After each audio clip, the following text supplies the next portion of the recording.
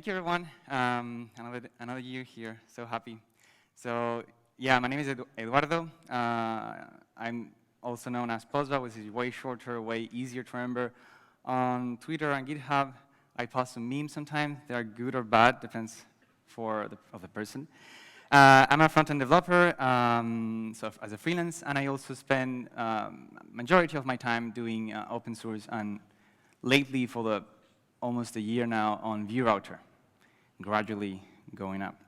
The thing is, I didn't start as a maintainer of Vue-router. I started as a user, and I'm still a user of Vue-router. So I'm in this situation where I build applications with Vue-router, but I also maintain Vue-router. So I know the pains that, as a developer, you have. So when you start using Vue-router, it has a very simple API. It's like this small pet that runs around the house, and it's really nice. But after some time using it, you need more features, and it becomes this waterfall that terrorizes a whole city. So I want to dive a little bit into that and see why Vue-router is so simple, but it's hiding a lot of complexity behind it, and sometimes it creates frustration when it comes to features and what is coming for the future. So when you want to create when you want to use Vue-router, you're just going to create an instance of the router, pass this array of routes, where you define a path, so that's the URL basically, and the component you want to display if the user is on that URL. And you can also have some dynamic parameters, which is the column ID that you can see if you just want to match dynamic URLs, so you have a number that can change, and you need to extract that information. Then you are going to add some component, router view, somewhere on your page, and then based on the URL you're at, you're going to get this object, the location, the route location, that is a normalized version of the URL. And that's going to be used to display the page you're at. And when we think about it, there is something happening between the URL and this object, and that's obviously the router, and that's obviously what I'm talking about. But the point is, we take that information that is outside, is half outside, half inside of the browser, in the JavaScript context, into the router, and then we create this object so we can feed it into the Vue application. Now, this is very important because we create this disconnect from the actual URL because we want to keep the developer into the flow, the data-driven flow that we usually have with Vue that makes it so enjoyable to work with.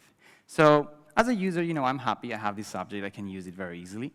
But then I realize some things because I have this disconnect. I forget that it comes from the URL, that is just a string. I'm like, wait, the page there is a number, is a 1. Why is it a string? The parameters, I cannot pass state. I have used all the routers that I could pass state around. Can I change the URL and not change the view, or vice versa? Oh, not really, because the idea of the router is to create this connection, right? Wherein one URL is going to display always the same component. So I get cranky myself, even though I'm also the maintainer, and saying, I really want to do these features that the client is asking for, but I cannot really do it because, or rather, I cannot do it in an easy way through the router. The thing is, I'm both persons, right? I'm getting mad at myself because I'm like, why is this feature not available? Why hasn't you implemented it? And then I realized, well, it doesn't go into the principles of Vue-router, and maybe this feature that the client was asking for can be turned into another way. What is great is that we have all these contributors that are going to ask for features, and they're going to explain their use case. And they're going to bring discussions into play, which allows us to see what other use case we are missing. And often what happens is that we have in mind an idea of an API that is very precise to our use case. The thing is, the router covers a very large surface of our application, and it can touch different places of it. So having an API that is flexible enough is quite difficult, and is almost never, except for very simple use cases, the first idea you came with. And sometimes it's less fun as you have this person that comes and say, this is literally the most basic feature I ever seen. I don't understand what is a Vue-router. Hopefully that doesn't happen very often, and most of the time discussions are very nice. Oh, because also they don't give their opinion on the issue. They give their opinion, but they don't give a use case or something useful for us to grow. Hopefully that's the very, very low minority. So I tried it myself, and I have this internal conflict of But I cannot do this because I'm going to break something else that exists because the code is written in a way to allow this feature, and then these other features not going to work. So today, what I want to talk to you about is, can Vue-router do that? It's a way of, I'm going to focus on some features, and more precisely, some features that do not exist in Vue-router. And I'm going to give you some insights on why they don't exist and what is coming on the new version. So these things are dynamic routing, Twitter-like models, which is basically changing the URL without changing what is in place, and URL encoding. Dynamic routing is I think is one of the most requested feature for sure on Vue-router, and it exists in other routers. Now, at its most basic form, you have these two functions that allows you to add or remove routes once the router is created, which is not the case for Vue-router because you have to pass the routes initially in an array, and that's it. The thing is, depending on how you order the routes, because they are used in that order, you may not get the results you expect. More about that later. So even though we have this URL that is given as an object that we can manipulate very easily, we have more things into play, and we want to dive into these pieces to know what happens. So for example, the history module, which is something you can modify, changing the mode on the router constructor. The matcher, which is completely private, but is handling a lot of the things regarding the routes and the parsing of these, and of course the components which you do use. So router view and router link. Now let's start with the matcher.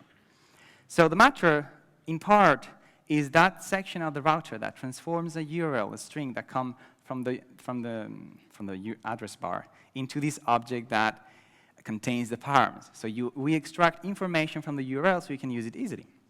But it also goes the other way around. You can have this object with a name, an object params, and it gives you the string version.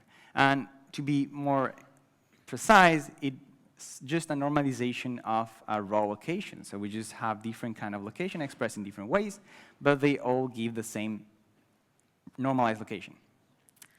So behind the scenes, what happens is that these paths are parsed as regex. Now, there are many ways of doing this, of course. But for example, the first one, the home, you just have a regex that has the home. It's basically a static regex. The next one with a colon ID, that's a parameter. So we have a grouping pattern that allows us to extract a piece of the URL. And then we have one with a custom regex, so a number multiple times.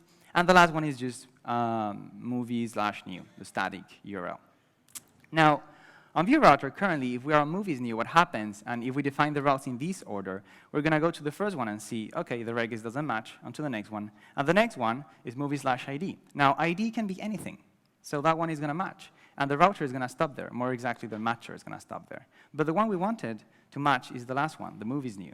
Now, it would be nice if there was a way to magically guess what was intended by the user.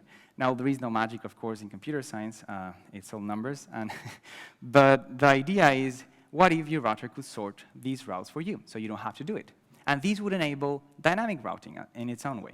So there are many ways of doing this. And one of the easiest one is using a path scoring system or ranking system. So we assign a number to every single path, and then we order them from the highest to the lower. And that way, we're going to check them in order, so we get the right result right away. Now, the way this works is by dividing the route into sections based on the slash. So home has only one section, is static, so we give it 70 points. Now, movies/new has two sections, movie and news, so we give it 140. And then if we go into movies ID, the ID part is dynamic, so we want to apply a little less, so it appears after the ones that are static. So we get 60 plus 70, that's 113. And last, we have the one with a custom regex. We want to apply a bonus, so we can go before the other that accepts basically anything. Now, having this in mind, we enable dynamic routing because it means that we can add routes anytime during the application, and it will be sorted correctly, and the routing will work, which is something that doesn't work today with the router, and that's why we don't have all the features. We can only add routes, we cannot remove them, but you will find these kind of bugs because you cannot have a correct order. Now, if you want to contribute to the discussion, there is an open RFC on the router. The truth is that I wish more people, I wish people talk on Vue, on non-Vue RFCs as much as they do on the Vue ones, because there is so many people talking on Vue RFCs, but then the other ones are kind of dead. That's a shame. So there is a lot. It's important to give feedback because there is a lot of different use cases, and I'm really interested into knowing what will you use these for to make an API that is flexible enough for everybody. So that's the matter part. What about the history? The history is definitely going to help us if we want to manipulate the URL and break this model of a URL is always the same view. Now, the history module in Vuerouter, you can just pass a string. You have hash, which is default, history, and abstract. Abstract is memory-based. The history one is the one that we're going to dive a bit more into it. Now, in the new version, what we have instead is a function. So, an object. We pass an object instead. This allows us multiple improvements. One of them is tree shaking, although it's not a big chunk of the router, but it's still something. But it also allows custom history implementation. Now, this is very interesting for developers, for example, that are doing mobile, like native script and stuff like that, where before it wasn't really possible. It was very hacky to handle these on the router. If we want to dive a little bit more on the classic history, the one that most people are going to be using, I want to talk to you about the history API itself, which is the foundation for these API that exists. So we have two functions. We have one event listener, and we have two pieces of state. We have more things, but these are the most important concepts we want to know. So the first function and the second function, push state and replace state, have the exact same signature. And they look a little bit like the router push and router replace. And indeed, they are called by the router at that point. So we have three arguments. Data is a kind of state that we can pass, and we associate it with the entry in the history. Title is a string. And some browsers do stuff with it. Most don't. So, it's like male nipples. Has been there for years, and we don't know if it's a mistake. And last, we have the URL, which is just what you want to have there on the screen. So the event that we have, the pop state, is going to trigger if the user clicks on the back of the forward button. It's not going to trigger if you call the functions, however. And we need these to react to these changes. And then we have this piece of information that I'm going to go through an example to make it clearer. So imagine we are on movies.com. We arrive on the page. We have history state that is null because there is no state. We have the length of the history to 1 because we have only one entry. Now, if we push state with a state and a URL, not title because it doesn't do anything, we're going to change the URL. We're going to increment the length and replace the state that we have. Now, we can push another entry. It's going to increment again the length, and it's going to change the state and the URL. The good thing is that now we can go back, and this is going to change the URL, change the state, but it's going to keep the same length of the history because that part doesn't change. And we can go forward, and same as before. OK, nice. So custom history is something that will be available on the next version of Vuerouter, but it should go through an RFC to make sure we're covering all the needs.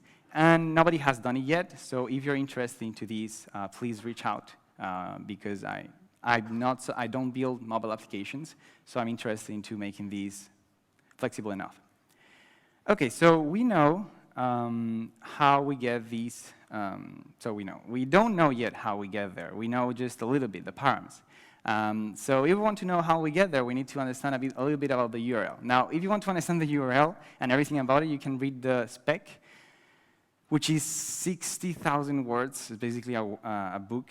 And it's true that you probably go faster reading that than reading a Medium article because of the paywalls you get, but still, you probably don't want to read that specification. Now, the URL, we don't care about the domain. Why? Because you're not going to touch the domain with the JavaScript. That will be like the phishing dream to fish people. I would change to google.com, log in, get the password. So we can only care about everything after that, the URI, as sometimes it's called, and specifically we have three sections. The path, the search also refer as query, and the hash also refer as fragment, mostly on the specification. Now, These three parts are available through the global object location. So you have the path under the name path name, the query under the name search, and the hash under the name hash. And you have the whole thing as one string under the name href. Now, in some older versions of some browsers, there were differences between what to use. It's not the case anymore. That's cool. But it was a nightmare before. So when we go from this URL to this object, the only question that remains is the query. So the query, you use a function called parse query. Now, this function exists in Vue-router. We provide a very simple one, but there is a lot of implementations out there. And you also have the opposite one, which is stringify query. And you can customize it. Now, we could have used something like URL search params. Who knows about this API? Quite a lot. The thing is, so it's very simple. You instantiate, you get the keys, you get the values. Great.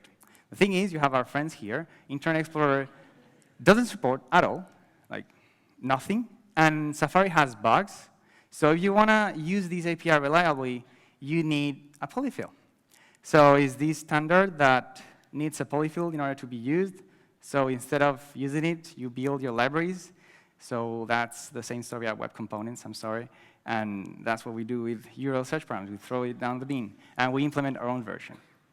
So now we know how we go from the URL to this normalized version. And what we need to know is what happens if we have URL with some different characters? What is actually allowed in the URL, right? If we, I'm sure, who has seen a %20 in the URL? OK, I was expecting more people. At least in any Wikipedia article, you will see a %20 probably in the URL. So you need to know that not every character, in fact, most characters are not allowed in the URL. So one of the examples is space. If you type a space on the URL and you go to the address, it's going to get transformed to a %20 automatically. Now, I'm not going to go through the details of how this encoding works, because it's quite complicated, especially it considers UTF-8 lower bounds and stuff I don't even know about. But the truth is, the thing is, if you want to write, let's say, an HTML tag, you need to write it as something that looks like garbage. So what are the actual rules behind this? The actual rules are not that complicated, but they're very limiting. Any non-printable character, so that goes from null to the unit separator, is not the United States, thanks. And then we have the delete character. And we also have any non-ASCII character, so that includes the delete button, but I felt wrong about putting it twice. It doesn't include the tilde, though. So basically, any language except English and few other native languages, very, very few. And then the percentage character itself, because what we are doing is a percentage-based encoding. So on top of that, we have rules for the path, the query, and the hash, because why not? So the hash only has the space, that's the little square there, the quote, the lesser than, the bigger than, and the backtake. The path has all the same of these, but also has the hash, integration mark, and the curly braces, because you need to separate with these characters the later part of the URL. The query is almost like hash, but instead of having the backtake, it needs the hash, the ampersand, and the equal, because they are used inside the query. Now let's do a small funny test, right? Because we love shitting on browsers sometimes. So we're going to change the hash to a value that is not valid. Okay? We're going to, on the console on JavaScript, change the value to this version that should be completely encoded. And we're going to see what they do. Disclaimer, is the same result with the push state. I'm only using location.hash to make it simpler. So Safari, if we set the value and then we read back the value, we're going to read the same value. Fine, not the best, but fine. But then what is funny is that in the URL, you're going to see a %20, which doesn't make any sense because the user is going to see garbage instead of something that makes sense. Then we have Firefox. Firefox is going to give you the encoded value, which is great because that's what you should have. That's the value. And it's going to show the unencoded version, which is perfect because for end users, that's what you want. Chrome does something in the middle. I don't know why, but I guess it's better than nothing. And internet doesn't do anything because why would you do anything, right? Then let's try the actual real version. So we put the encoded version directly. Safari is going to give you the encoded version. Thanks God. Imagine if it gave you the other version. But what is funny is it's also going to give you the encoded version of the URL. So this is really funny because it means that you have a situation where the URL displays the same thing. I'm talking about the %20, but it gives you a different value on the location.hash. I call that a bug, but WebKit decides, I guess, Apple. Then we have Firefox is doing great. It shows you the unencoded value. It's consistent. Chrome is also consistent, not as great as Firefox. And Internet Explorer doesn't do anything anyway, so it just gives you the same thing. So Safari is, it doesn't make sense. Firefox is perfect because the end user gets the actual value that makes sense for the user, and it gives you the right value as a developer. Chrome is great, I guess, and Internet Explorer doesn't care. Hey, the Joker. So it's great how these browsers are doing the encoding. I wish the other browser also did the same because it's really great for both a developer and the user point of view. So what do you take out from this? If you're using Vuerouter and you do router push, you can do 3 different ways. You have the unencoded version, the encoded version, and the one using a name with the params. Now, never do the unencoded version because we're going to take the thing as is, also when using the path property on the object. If you can, well, pass the encoded version, but I think that's a bit annoying, the best one is going to use always the params because Vuerouter is going to be able to encode things properly. Because if you use the string, we don't know what you wanted to encode or not. We give you the freedom to use that way. So now we know what's going on around the application, and it's time to talk about what's next. So Vuerouter Next contains already all these things that I'm talking about. So dynamic routing is already there. Custom history, it needs to go through an RFC, but the concept itself is working. We have better encoding defaults. This is a more complicated topic because not a lot of people see it, which is funny because it means that we limit ourselves to write URLs that only use a subset of English, because even in English, you're using words from other languages, so they use accents like resume and stuff like that. And then no other language except for very few. I saw a language in the Wikipedia that has 16 letters or 17 letters, and it was only Latin letters, but I saw no other exception.